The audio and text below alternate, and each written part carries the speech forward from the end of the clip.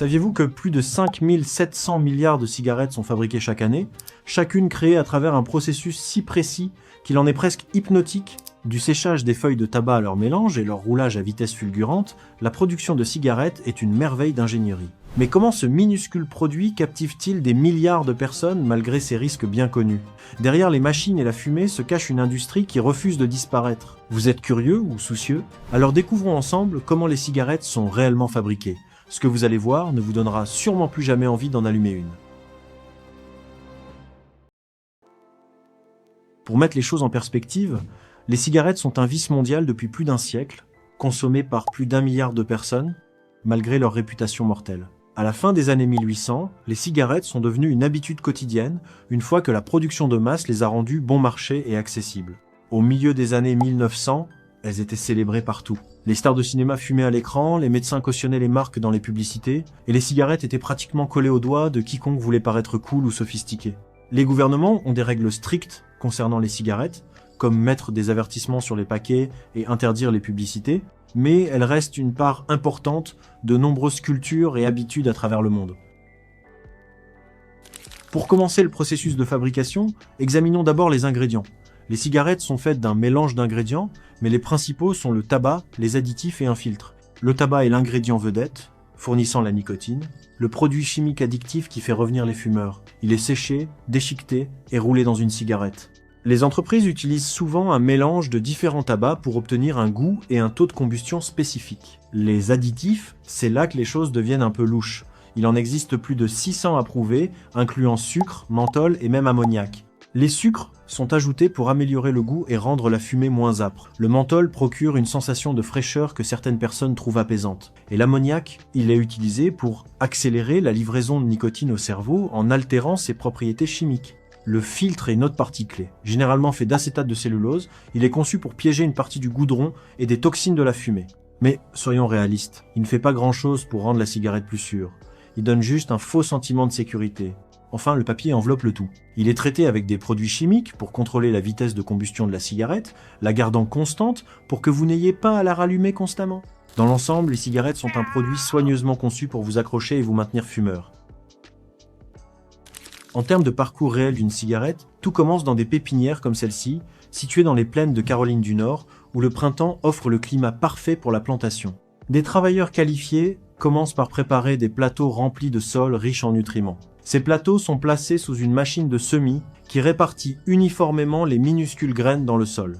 La machine de semis fonctionne en déposant les graines uniformément sur chaque plateau. Cela évite la surpopulation, qui peut causer une compétition pour les nutriments et l'eau, donnant à chaque graine la meilleure chance de germer et de pousser correctement. Environ 2 à 4 travailleurs surveillent cela, chargeant les plateaux et vérifiant que tout fonctionne comme requis. Une fois semés, les plateaux sont déplacés sur des camions et transportés vers la serre. À l'intérieur de la serre, les plateaux sont soigneusement placés sur des lits d'eau qui maintiennent les graines constamment hydratées. Ces lits d'eau sont conçus pour fournir une humidité constante en permettant aux plateaux de flotter sur l'eau, offrant une hydratation uniforme pour toutes les graines. Cette méthode est préférée à l'arrosage traditionnel au sol, car elle prévient les maladies transmises par le sol, qui peuvent se propager via un sol contaminé. En gardant les graines hors du sol et en contact direct avec l'eau, le risque d'infection fongique et d'autres problèmes est considérablement réduit. La serre est une structure massive avec des machines qui régulent la température et l'humidité pour créer les conditions de croissance parfaites. Ces systèmes automatisés permettent aux travailleurs de surveiller et d'ajuster les paramètres selon les besoins. Des solutions nutritives enrichies en minéraux essentiels comme l'azote et le potassium sont ajoutées au lit d'eau pour favoriser une croissance saine. Au cours des 7 semaines suivantes, les graines germent et deviennent de jeunes plants sains. Les travailleurs inspectent fréquemment les plateaux et utilisent des tondeuses manuelles pour couper le sommet des plants. Cette taille aide les plants à pousser uniformément, garantissant que toutes les plantes ont une hauteur et une force cohérentes avant d'être transplantées. Lorsque les plants sont suffisamment forts, les travailleurs les chargent sur des camions pour les transporter vers les champs. Les champs ont déjà été préparés avec des rangées de sols meubles et fertiles. Une machine de plantation, attachée à l'arrière d'un tracteur, place les plants dans le sol à des profondeurs et espacements précis. L'espacement précis encourage les plantes à ne pas rivaliser pour la lumière du soleil, l'eau ou les nutriments. Une fois plantés, les plants sont également pulvérisés avec des pesticides pour les protéger des insectes et maladies comme les pucerons et les vers du tabac qui pourraient nuire à la récolte. En juillet, les plantes ont grandi et commencent à fleurir. Cela marque une étape critique dans leur développement. Les agriculteurs utilisent des machines appelées étêteuses pour retirer les fleurs des plantes. L'étêtage redirige l'énergie de la plante de la production de fleurs vers la croissance des feuilles, aidant les feuilles à devenir plus grandes et plus riches en composés nécessaires pour la production de tabac. En même temps, les agriculteurs pulvérisent les plantes avec des inhibiteurs de croissance. Ces produits chimiques empêchent les plantes de devenir trop hautes afin que la lumière du soleil atteigne toutes les parties de la plante et que les nutriments soient distribués uniformément. Un mois plus tard, les feuilles deviennent jaunes, signalant qu'elles sont prêtes pour la récolte.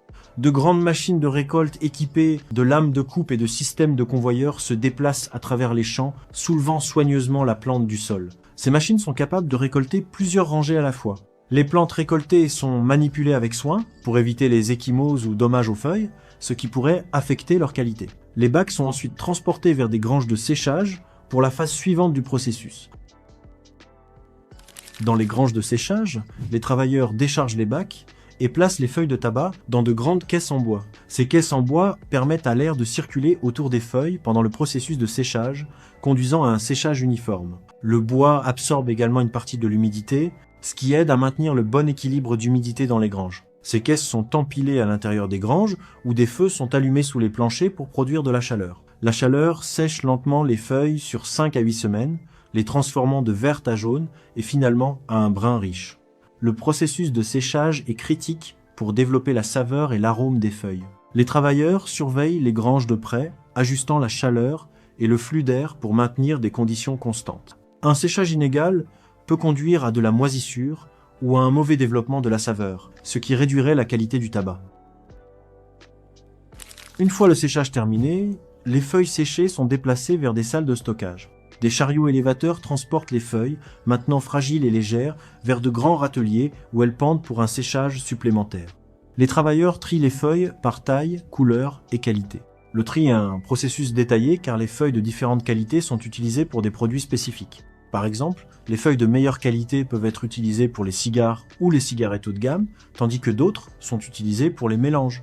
L'étape suivante implique la préparation des feuilles pour la production de cigarettes. D'abord, les feuilles sont légèrement réhydratées pour les rendre souples. Cela se fait en brumisant les feuilles avec de l'eau. Une fois assouplies, les feuilles sont introduites dans des machines de déchiquetage qui les coupent en fines bandes. Ces bandes sont ensuite mélangées avec d'autres ingrédients tels que des aromatisants et des additifs pour obtenir le goût et la texture désirés. Les additifs courants incluent des édulcorants comme la mélasse, qui peut rehausser la richesse du tabac, et des arômes tels que vanille et cerise, qui donnent à certaines marques de cigarettes leur goût unique. Certains mélanges incluent également du menthol pour un effet rafraîchissant. Ensuite, les feuilles séchées sont transférées vers une machine de pressage, où elles sont compressées en carénettes. Ces lots compressés sont ensuite emballés, attachés solidement avec 3 bandes ou cordes chacun, et étiquetés avec des labels blancs pour identification. Une fois prêts, ils sont transportés vers un emplacement complètement différent pour le traitement. C'est là que commence le véritable voyage de la cigarette. À l'usine de traitement, les travailleurs déplacent manuellement les lots dans de grands conteneurs métalliques ouverts. Ces conteneurs, étiquetés avec des tags d'identification pour le suivi, sont ensuite déplacés dans l'usine à l'aide de chariots élévateurs vers des zones de traitement désignées. La première étape du traitement consiste à trier les feuilles de tabac par taille, type et qualité. Ce tri est effectué à la fois par inspection manuelle par les travailleurs et par des machines automatisées. Une fois triées, les feuilles trop sèches sont légèrement passées à la vapeur ou humidifiées à nouveau pour les rendre souples et plus faciles à manipuler. Ensuite, les feuilles conditionnées sont envoyées vers une machine débarbage. Cette machine sépare les feuilles de tabac de leurs tiges, ne laissant que les parties utilisables. Les employés, vêtus d'uniformes assortis, supervisent tout. Les déchets et matériaux restants sont collectés séparément. Les feuilles de tabac ébarbées passent ensuite à la phase de mélange, où elles sont combinées pour créer un mélange cohérent. Après le mélange, le tabac est coupé en petits morceaux, ressemblant à un paillis jaune à ce stade.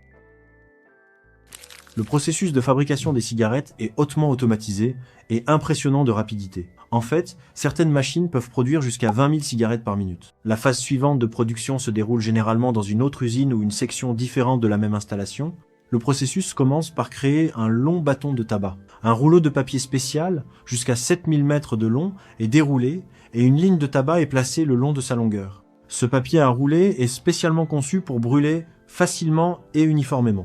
Il est enroulé autour du tabac pour former un bâton de cigarette, le tout fait par des machines automatisées. Le bâton est ensuite coupé en longueurs plus courtes et des filtres sont attachés aux deux extrémités. Les filtres sont attachés à l'aide de papier de manchette, qui s'enroulent autour des extrémités filtrantes des cigarettes. Les cigarettes finies sont triées et arrangées en groupes, prêtes pour l'emballage. L'usine est impressionnante de propreté et les mesures de contrôle qualité sont rigoureuses. Des machines surveillent chaque étape du processus et les travailleurs inspectent manuellement certains lots pour garantir que tout répond aux normes requises. Une fois que les cigarettes passent les contrôles qualité, elles sont enveloppées dans du papier d'aluminium pour préserver leur fraîcheur et leur arôme. Ces groupes de cigarettes sont ensuite placés dans des paquets de cigarettes de marque. L'emballage est aussi efficace que la fabrication, avec des machines assemblant rapidement les paquets.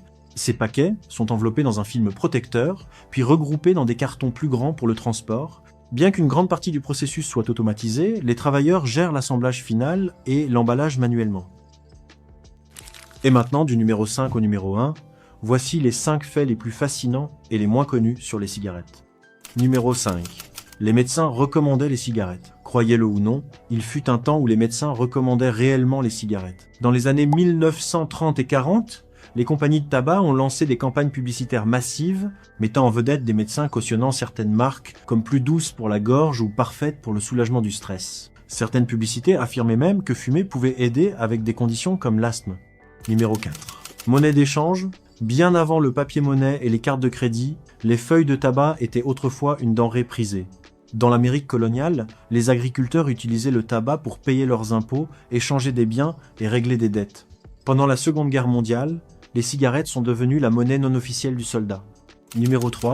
Les filtres. Un gadget marketing. Dans les années 1950, les compagnies de cigarettes ont introduit les filtres en réponse aux préoccupations croissantes concernant les effets sur la santé du tabagisme. Ils étaient annoncés comme une option plus saine car ils pouvaient piéger le goudron et autres substances nocives. Cependant, la recherche a montré plus tard que les filtres ne rendent pas le tabagisme sûr. En fait, ils pourraient même encourager les gens à inhaler plus profondément, augmentant l'exposition aux toxines. Numéro 2. Plus de 7000 produits chimiques. Vous pensez savoir ce qu'il y a dans une cigarette? C'est pas juste du tabac.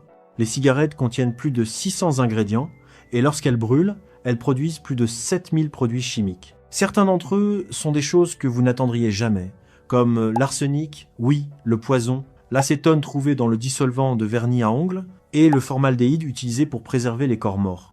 Et pour finir, numéro 1, le déchet le plus répandu au monde. Voici une statistique choquante. Les mégots de cigarettes sont l'objet le plus jeté dans le monde. Environ 4500 milliards de mégots sont jetés chaque année et ils ne disparaissent pas simplement. Faits de fibres plastiques, les filtres de cigarettes peuvent mettre jusqu'à 10 ans à se décomposer, libérant des produits chimiques toxiques dans le sol et les cours d'eau. Maintenant, vous savez exactement comment les cigarettes sont fabriquées. Derrière chaque cigarette se cache un processus d'ingénierie complexe, de la graine à l'emballage final, conçu avec une précision remarquable pour créer un produit aussi addictif que controversé. Et laissez-moi vous poser la vraie question. Après avoir vu tout ça, ça vous donne envie d'arrêter ou pas du tout? Parce qu'au final, on connaît tous les risques, mais des milliards continuent quand même. Alors dites-moi, vous êtes fumeur, ancien fumeur ou totalement contre? Racontez votre histoire en commentaire. Si ce documentaire vous plaît, alors n'oubliez pas de mettre un like, de vous abonner et d'activer la cloche pour ne manquer aucun de nos contenus. Une cigarette, c'est pas seulement du tabac, c'est aussi du papier issu de la cellulose. Et cette même matière première sert à fabriquer un autre produit du quotidien, utilisé des milliards de fois par jour, le papier toilette. Tu t'en sers tous les jours, mais tu n'y as probablement jamais vraiment pensé. Chaque seconde, plus de 25 000 rouleaux de papier toilette sont produits sur la planète. Et pourtant, si une seule usine s'arrêtait pendant quelques heures, des villes entières pourraient se retrouver sans stock. Mais comment quelque chose d'aussi simple, léger et doux peut-il exiger un processus industriel aussi gigantesque? Ce rouleau en apparence banal est en réalité le résultat d'une combinaison de précision mécanique, chimie, cellulose et machines de plus de 100 tonnes travaillant en parfaite synchronisation. Et le plus étonnant? Le papier toilette que tu as chez toi a commencé sa vie sous la forme d'un tronc d'eucalyptus trempé et broyé. Aujourd'hui, tu vas découvrir comment le papier le plus intime du monde est fabriqué, de la forêt jusqu'à ta salle de bain. Et avant de dérouler ce processus, profites-en déjà pour t'abonner, afin de ne manquer aucun épisode sur les secrets des usines les plus impressionnantes de la planète. Et dis-moi, quel produit du quotidien, d'après toi, a le procédé de fabrication le plus étonnant ou le plus bizarre? Tout commence dans les forêts d'eucalyptus et de pin, des arbres choisis avec soin pour une raison bien précise. Ils poussent vite, possèdent des fibres longues et produisent une cellulose avec l'équilibre idéal entre résistance et douceur. Ces arbres sont plantés spécialement pour l'industrie papetière. Pas question ici de déforestation sauvage. Chaque parcelle coupée est replantée et le cycle complet, du jeune plant jusqu'à l'abattage, dure en moyenne 7 ans. Après la coupe, les troncs sont chargés sur d'énormes convois qui les acheminent vers l'usine. Là, le processus industriel commence vraiment. Les troncs sont d'abord débarrassés de leur écorce dans de grands tambours rotatifs munis de lames d'acier qui retirent la couche externe sans gaspiller le bois. Les fûts ainsi mis à nu sont ensuite tronçonnés en petits copeaux, des éclats de la taille d'une pièce de monnaie, qui ont l'air insignifiants mais constituent la première étape d'un procédé de haute technologie. Ces copeaux sont introduits dans un réacteur pressurisé, appelé digesteur, où ils sont cuits à plus de 150 degrés Celsius, immergés dans une solution chimique à base de soude caustique et de sulfure. Ce mélange dissout la lignine, la sorte de colle naturelle qui maintient les fibres de bois soudées entre elles. Ce qui en sort, c'est une pâte brune, humide, riche en cellulose pure, la matière première à partir de laquelle sera fabriqué le papier toilette. Et voici un chiffre surprenant. À partir d'un seul arbre, il est possible de produire jusqu'à 1500 rouleaux. Pas mal pour un produit qui semble si banal, n'est-ce pas? Mais la pâte brune qui sort du digesteur est encore loin de ressembler au papier blanc, propre et doux que tu connais. Elle porte toujours une odeur intense de bois et une teinte sombre qu'il va falloir éliminer. C'est là qu'intervient l'une des phases les plus fascinantes du procédé, le blanchiment industriel. D'abord, la masse fibreuse est lavée plusieurs fois avec de l'eau chaude sous pression. Ce lavage élimine les restes de lignine et les impuretés, éclaircissant progressivement la cellulose. Ensuite, elle passe dans une série de cuves où sont injectés des produits comme le peroxyde d'hydrogène et le dioxyde de chlore. Ces composés réagissent avec les fibres, les éclaircissent sans les abîmer. Et non, on n'utilise pas ici exactement la même chimie que pour le papier d'imprimante ou le papier bureautique. Le contrôle est au millimètre, car le produit final doit être totalement sûr pour la peau. Après plusieurs heures de lavage, réaction et filtration, la pâte devient si blanche qu'elle réfléchit la lumière avec plus de 99% de pureté. C'est cette apparence nette, lumineuse et neutre que le consommateur associe immédiatement à l'idée d'hygiène. Et l'industrie le sait très bien. Un simple ton de blanc peut définir le succès ou l'échec d'une marque. Avant d'être envoyée vers les machines à papier, la pâte est encore tamisée et concentrée jusqu'à obtenir une sorte de masse crémeuse, avec une consistance qui rappelle celle d'un milkshake. Et ce milkshake de cellulose est sur le point de devenir du papier, au sens littéral du terme. Imagine maintenant d'immenses cuves, chacune capable de contenir des milliers de litres, bouillonnant comme des chaudrons industriels. C'est là que la pâte passe par une sorte de spa chimique, où chaque étape élimine les impuretés invisibles et affine la texture des fibres. Le premier lavage est assuré par des jets d'eau chauffés à plus de 80 degrés Celsius qui décollent les résidus de lignine et les restes du traitement précédent. Vient ensuite la filtration mécanique, avec des tamis vibrants qui ne laissent passer que les fibres jugées idéales, longues, souples et régulières. Tout ce qui est trop court, trop dur ou irrégulier est écarté et souvent recyclé à l'intérieur même de l'usine. Puis la cellulose entre dans des cuves de blanchiment final, où un système automatisé dose les réactifs avec une précision de laboratoire. Chaque cuve est surveillée par des capteurs optiques qui mesurent en temps réel le niveau de blancheur. Si la tonalité sort de la plage idéale, le système arrête le flux automatiquement pour corriger les paramètres. Cela évite le gaspillage et garantit que chaque lot soit parfaitement homogène. Au terme de ce trajet, on obtient une suspension si pure qu'elle ressemble à un nuage liquide, translucide, léger et sans odeur. C'est la forme parfaite pour passer à l'étape suivante. La transformation de cette pâte en feuilles ultra fines qui donnera naissance au papier que nous connaissons. Maintenant que la pâte est prête, commence le spectacle de la grosse ingénierie. Imagine une machine aussi longue qu'un train et aussi haute qu'un immeuble de 3 étages, équipée de rouleaux d'acier qui tournent à plus de 100 km/h. C'est le cœur de l'usine, le sécheur Yankee, chargé de transformer cette pâte liquide en une bande continue de papier. La suspension de cellulose est répartie sur une toile de maille très fine, formant une couche humide qui ne contient qu'environ 1% de fibres solides. Les 99% restants sont de l'eau qui doit quasiment s'évaporer en quelques secondes. Pour cela, la toile passe successivement sur des cylindres chauffés à la vapeur, atteignant des températures de l'ordre de 120 degrés Celsius. À chaque rotation, la feuille est séchée et compressée un peu plus, devenant de plus en plus fine, uniforme et résistante. Le bruit à l'intérieur du hall est hypnotique, un grondement permanent d'air, de vapeur et de métal en mouvement. Et le plus incroyable, c'est qu'un seul de ces équipements est capable de produire plus de 2000 mètres de papier par minute. En 1 heure, cela représente l'équivalent de 20 terrains de football recouverts de papier toilette. Pendant ce temps, des capteurs optiques et des caméras inspectent chaque centimètre de la feuille, à la recherche de la moindre imperfection invisible à l'œil humain. Si quelque chose sort des normes, le système découpe automatiquement la section défectueuse et renvoie le matériau à la boucle de recyclage interne. À ce stade, la pâte est devenue une bande continue de papier brut, mais elle n'a pas encore sa texture ni ce toucher moelleux si caractéristique. C'est ici que le processus devient presque magique, là où la lourde mécanique rencontre la délicatesse.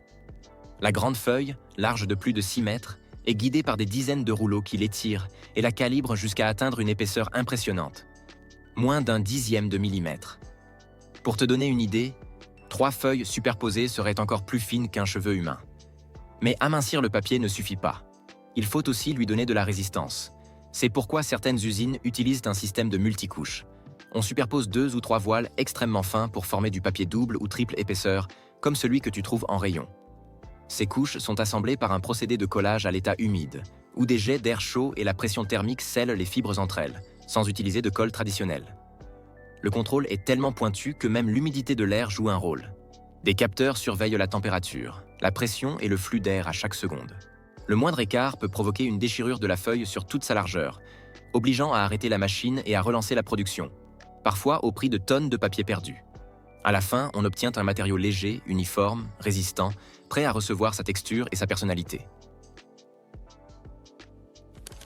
À ce stade, le papier a déjà sa forme de base, mais il lui manque encore quelque chose d'essentiel. Le toucher et le visuel qui définissent l'identité de chaque marque. C'est là qu'interviennent les machines d'estampage et de gaufrage. De grands rouleaux métalliques gravés de motifs en relief impriment la texture typique du produit. Ces rouleaux tournent à grande vitesse, pressant les couches de papier avec une force précisément contrôlée. La compression crée de minuscules cavités qui augmentent la douceur, la capacité d'absorption, et empêchent les feuilles de se séparer trop facilement. Certains motifs évoquent des fleurs, des ondulations, des spirales. Tout est calculé pour trouver l'équilibre parfait entre confort et robustesse. Après le gaufrage, le papier passe par un procédé d'embossage double qui soude définitivement les différentes couches. Ici, le secret, c'est l'air. De microjets soufflent entre les feuilles, créant de minuscules poches d'air qui donnent cette sensation de moelleux au toucher, le même principe que dans un oreiller en plume, mais appliqué à l'échelle industrielle. Enfin vient l'étape du parfumage et de l'assouplissement. Un système automatisé pulvérise une brume légère de fragrances et d'agents adoucissants sur le rouleau principal. Tout est dosé en milligrammes par mètre carré afin de ne pas altérer la résistance ni l'intégrité du papier, et c'est seulement maintenant que le produit commence vraiment à ressembler au rouleau que tu as dans ta salle de bain. Une fois que des kilomètres de papier ont traversé les rouleaux d'estampage, il est temps de transformer cette immense bande continue en rouleaux individuels, ceux qui arrivent jusque chez toi. Ici, le maître mot est synchronisation. La bobine mère, un cylindre gigantesque pouvant atteindre 3 mètres de diamètre et peser près de 2 tonnes, est installée sur une ligne de découpe automatisée. Des couteaux circulaires, aussi tranchants que des lames chirurgicales, divisent la grande bande en dizaines de rubans parfaitement réguliers. Chacun de ces rubans est immédiatement enroulé par des bras robotisés, donnant naissance au rouleau compact que nous connaissons tous. Et tout va beaucoup plus vite qu'on ne l'imagine. Une seule ligne de production peut générer plus de 40 rouleaux par seconde. C'est un véritable balai industriel à haute vitesse, où le moindre décalage peut provoquer une avalanche de papier déchiré. Des capteurs de tension et de vitesse ajustent tout en temps réel pour que chaque rouleau ait le même diamètre et la même densité. Juste après, les extrémités sont tranchées avec une précision au millimètre, et le rouleau prend sa forme définitive.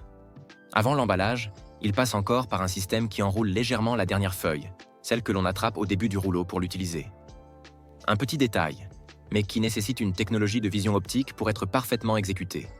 S'il existe un produit qui n'a pas le droit de faillir, c'est bien le papier toilette. C'est pourquoi, avant de rejoindre les rayons, chaque rouleau passe par une série de tests étonnants, dignes d'un laboratoire de haute technologie. D'abord, des échantillons sont prélevés aléatoirement sur la ligne de production et soumis à des tests de résistance à la traction et à la déchirure. Des machines saisissent le papier par ses extrémités et l'étirent jusqu'à la rupture, en mesurant la force nécessaire pour le déchirer. Les résultats s'affichent sous forme de graphiques extrêmement précis. Si le papier se casse en dessous du seuil établi, tout le lot est réévalué. Vient ensuite le test d'absorption et de dissolution. Oui, il existe des réservoirs qui simulent la chasse d'eau d'une cuvette. Les rouleaux ou des segments de papier sont plongés dans l'eau et agités pour vérifier en combien de temps ils se désagrègent complètement. Ce temps doit être assez rapide pour ne pas boucher les canalisations, mais suffisamment lent pour assurer un usage confortable. On effectue également un test de texture à l'aide de capteurs tactiles qui mesurent la douceur de surface, ainsi qu'un contrôle visuel automatisé.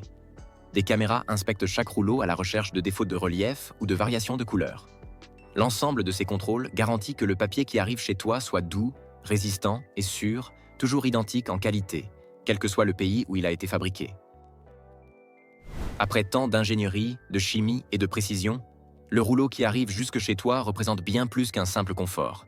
C'est le symbole de la façon dont la technologie transforme même les gestes les plus simples de la vie quotidienne. Et il existe un détail historique que peu de gens connaissent. Le papier toilette, tel que nous le connaissons aujourd'hui, ne s'est vraiment popularisé en Occident qu'après les années 1940. Avant cela, on utilisait des journaux, des chiffons, voire des épis de maïs, une époque que personne n'a envie de revivre. Aujourd'hui, ce secteur alimente une industrie mondiale qui produit plus de 30 milliards de rouleaux par an. Et la prochaine révolution est déjà en marche. Le papier recyclé est le papier à base de bambou. Le bambou peut pousser jusqu'à 30 fois plus vite que l'eucalyptus et se récolter sans replantation, devenant ainsi l'une des grandes promesses pour réduire l'impact environnemental sans sacrifier la douceur. Certaines usines utilisent déjà de l'eau recyclée et de l'énergie renouvelable, bouclant leur cycle de production avec presque zéro déchet. Le plus impressionnant, c'est que tout cela se déroule en silence, alors que nous ne remarquons que le résultat final, rangé discrètement dans le placard de la salle de bain. Alors la prochaine fois que tu utiliseras un simple rouleau de papier toilette, souviens-toi, derrière lui, il y a ingénierie, science et soins, déployés à une échelle gigantesque. Si tu as apprécié ce voyage dans les coulisses de l'hygiène, dis-nous en commentaire quelle étape de la production t'a le plus surpris aujourd'hui, et si tu connaissais ce processus fascinant, n'oublie pas de mettre un like, de t'abonner et d'activer la cloche pour ne manquer aucun de nos contenus.